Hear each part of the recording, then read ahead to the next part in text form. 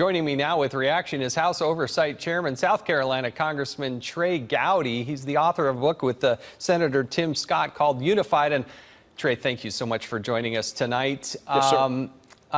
Conspiracy theories he was talking about that Republicans buy into this stuff. But I want to play a clip from ADAM Schiff talking that you were one of the four horsemen of the apocalypse. So play this clip here.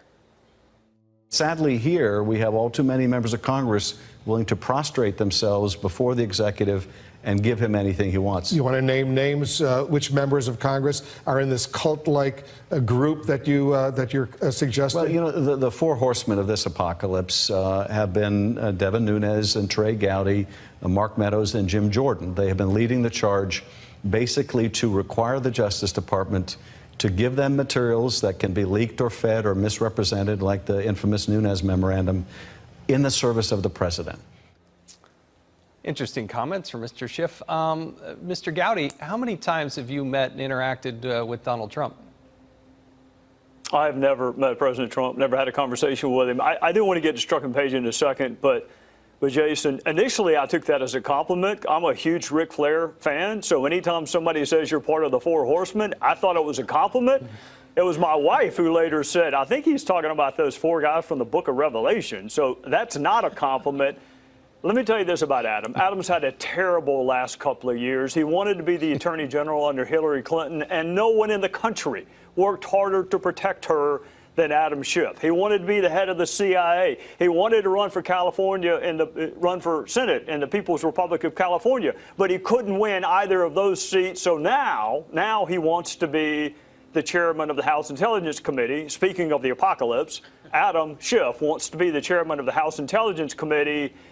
If you ever have, I don't know, a couple of free months with nothing else to do, I want you to go back, Jason, and think of all the things you would not know if you had taken ADAM Schiff's advice. You wouldn't know the spontaneous reaction to a video was a hoax in Libya. You would never have read the first Chris Stevens email. You wouldn't know that Hillary Clinton had this unique email arrangement with herself because ADAM Schiff did everything in his power to keep you from finding out. You wouldn't know about the dossier. You wouldn't know who funded it. You wouldn't know it was used in a court proceeding. You wouldn't know about Struck Page. In fact, you wouldn't even be having a show tonight.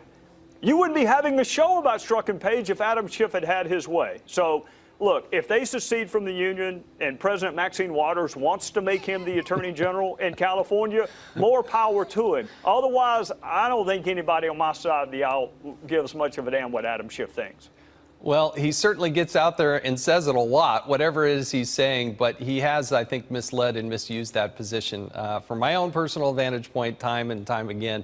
Now, coming before you, though, is this Peter Strzok. As I recall, he originally said he would voluntarily testify, that he wanted to get out and tell his story, but then you heard his attorney in that clip say that he may not show up.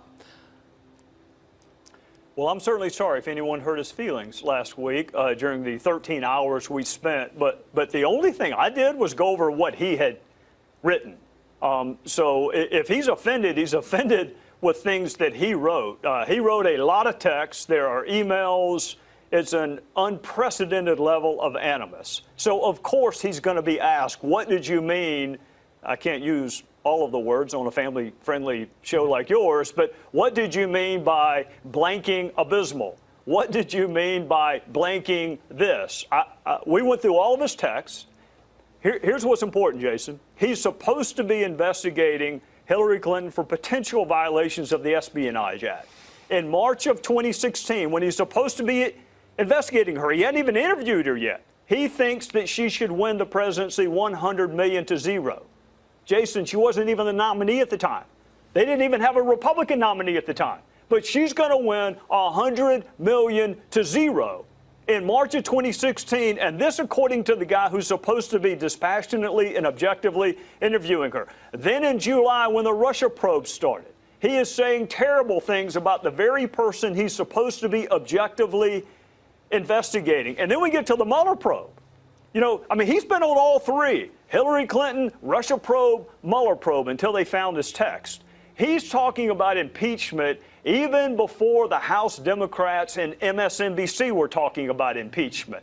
He hadn't been on the case 3 days before he's already talking about impeaching the president. So of course we're going to have a lot of questions for him, and some of them might actually be uncomfortable. But he's going to come before a public hearing, whether his lawyer thinks he is or not. He's coming. I'm sure he would rather go in front of ADAM Schiff. That's what I read. He'd rather go in front of ADAM Schiff. They got a lot in common. They both wanted Hillary Clinton to be president. I get why he wants to go there. But he's going to come before our two committees, whether he wants to or not. Well, you know, look, Peter Strzok did not have an insignificant job. As I like to say, he didn't work for the Fish and Wildlife Department. He was the #2 person in counterintelligence for the United States Federal Bureau of Investigation. They have tens of thousands of people to choose from. Have you been able to find out why is it that he was selected or appointed to go be on the Mueller probe? Well, you got to go all the way back to Clinton. He was on the Clinton probe. And then in July, not only was he on the Russia probe pre-Mueller, he was the lead agent on the Russia probe pre-Mueller. So in July of 2016, we just gotten through Jim Comey with that unprecedented press conference. And 3 weeks later, he's working on Donald Trump's campaign and the Russia probe. I think that group was then transposed over onto the Russia probe, and then many of them were transposed over onto the Mueller probe. I will give Mueller credit for this. The moment he found out about these texts, he got rid of Peter Strzok. But here's what you ought to be asking yourself. If it was bad enough for Bob Mueller to get rid of him, the moment he found out about the text, these texts weren't written in March of 2017. They were written in March of 2016. So he never should have been on any of these three probes. If the animus was enough to kick him off when you found it, the animus should have been enough to kick him off when he said it, which was early in 2016. Completely the wrong person. The FBI's reputation, look, there are lots and lots of fantastic FBI agents, 99.9% of them. But to pick this person, and not just him, Lisa Page and other heretofore not identified FBI agents. You remember when Jim Comey, I think you were in the committee room, when Jim Comey said the FBI didn't give a hoot about politics? Yeah.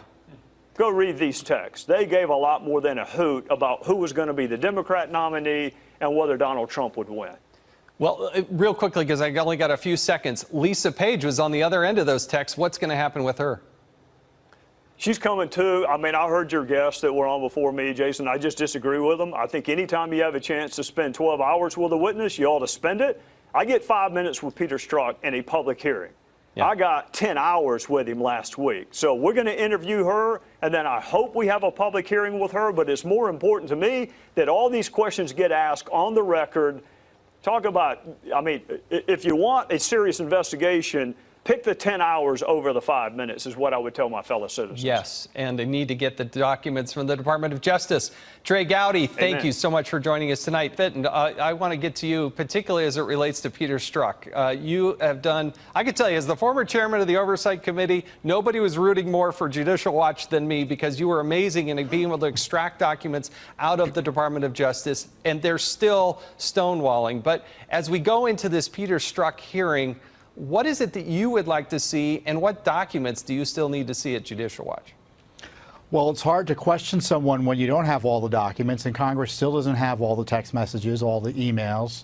Yeah. The government told us they want to take up to 2 years to turn over the communications between Page and Strzok. In fact, they just gave us a batch of emails, and as best as I can tell, you know, those are the first publicly available emails we have between Page and Strzok. They don't talk about Russiagate yet. But at least the process has begun, which is better than what Congress is facing with the Justice Department, where they haven't committed to providing any information. And Mr. Strzok himself hasn't committed necessarily to testifying on the Hill. On Tuesday, his lawyer is arguing about whether he's going to testify or not. So, Congress has got to decide to fish or cut bait on this and to continually threaten the administration or members of the administration with impeachment and contempt and not follow through doesn't seem to be getting them anywhere, and they need to escalate it either by bringing the president in directly or coming up with other ways to force justice's hand in producing these records that Congress has a right to see under the Constitution and the law. The Justice Department is thumbing its nose at Congress, it's thumbing its nose at the presidency, and there's a real crisis here. And the document fight is just one symptom of it. And it's all designed to protect this terrible corruption that took place during the Obama administration and has continued into the Trump administration through the compromised Mueller investigation. Yeah, you know, people talk about the deep state, but I can tell you, when I went there, I didn't know much about it, but now I found that it's very real. In fact, I'm writing a book about it. It's coming out in September. But David, I want to go back to you. What is it that Congress could and should do in order to extract those documents? And what would you ask Peter Strzok when he appears, as he's supposed to, under subpoena on Tuesday?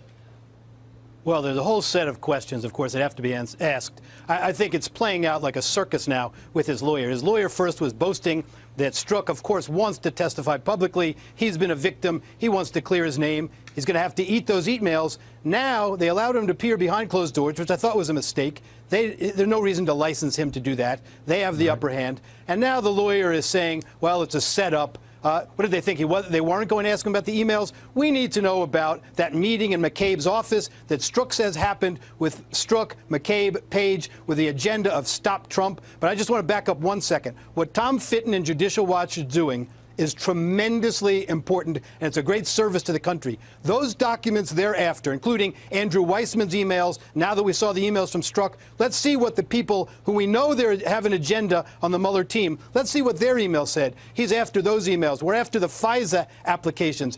Documents are power. This is a vitally important source. Need transparency. The American people should all demand them, and Congress is doing a great service to the greatest degree that they demand these documents and answers from Peter Strzok. But don't stop with Peter Strzok. The risk is here making Peter Strzok the bad guy so that he's just a bad apple. It's a culture that he represents, because remember, no one told him to stop doing this at the Justice Department, what he was doing. It's a culture. Yeah, good point. Kayleigh, the president took the spotlight of the country to Great Falls, Montana. He's now traveling back across the country where he will announce the Supreme Court pick at 9 o'clock on Monday night. Then you have the Peter Strzok that's going hearing that's happening on Tuesday. And we see people climbing the Statue of Liberty and talking about the resistance movement. You've been watching this up close and personal. Contrast what's happening with the Republicans and the message and what Donald Trump is doing versus the flailing that we see from the Democrats.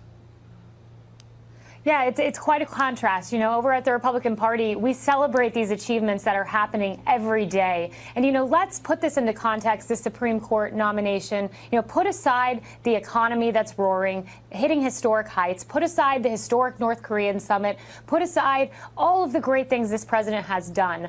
This nomination alone will make this presidency one of the most consequential in modern history, changing the balance on the Supreme Court. We are celebrating over at the Republican Party because it's that phrase that I love so much that Reagan used. It's morning in America again. And while we're celebrating this positive achievement record that's happening daily, Democrats are going farther and farther left. I mean, it's incredible, the state of the Democratic Party, when you're embracing socialism, when DNC Chair Tom Perez said Ocasio-Cortez and socialism are the new face of our party. That is a striking moment that our Democratic counterparts not only are calling for basically violent harassment, but now embracing socialism, which has failed across the world.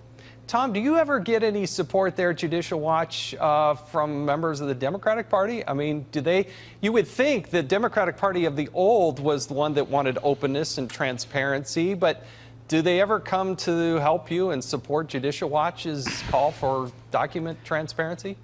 You know, there are some Democrats, and you know this from the Hill, that do like FOIA. They like the Freedom of Information Act. They especially like it now that President Trump is in office, and they're using it to investigate his administration. You know, but frankly, we've sued the Trump administration more than anyone else in the city for documents under FOIA. Look, I think the big problem for Democrats and liberals generally is there's this pro-violence virus percolating among its supporters and some of its elected officials like Maxine Waters, who needs to be ethically censured or even expelled by the House for inciting violence against the Trump cabinet. You know, they're going to lose the Supreme Court nomination as surely as night follows day, and their members and supporters are going to are going to be frustrated. And it's up to the leadership of the Democratic Party and liberal leaders to say, we don't want violence. We don't want you attacking law enforcement. We don't want you breaking the law, and we don't want you attacking government officials who are serving in the Trump administration. And if you're an elected official who does it, we're going to drum you out not only the House, but potentially the Senate if you do these things. David, I want to ask you. That's the problem they're facing politically. David, I want to ask you real quickly. I have just a moment. But Maxine Waters and what she said away from the Capitol, where she is protected by advice and the speech and debate clause, have you seen her step over the line? Has she done anything that's illegal? I don't know about illegal. She stepped over the line as a matter of judgment, and she's doing a great disservice. I know she's very passionate about what she's saying. There's absolutely no place in the public discourse for threats and that kind of conduct from a public official. There's no place for it. Well, I agree with you. Life is tough enough. I can tell you the members of Congress on both sides of the aisle, it's tough to be away from your family, and it's tough to take the public criticism. They're there. They signed up for it. They got to be tough. But to have another member inciting that just steps over the line. I thank you very much, the three of you.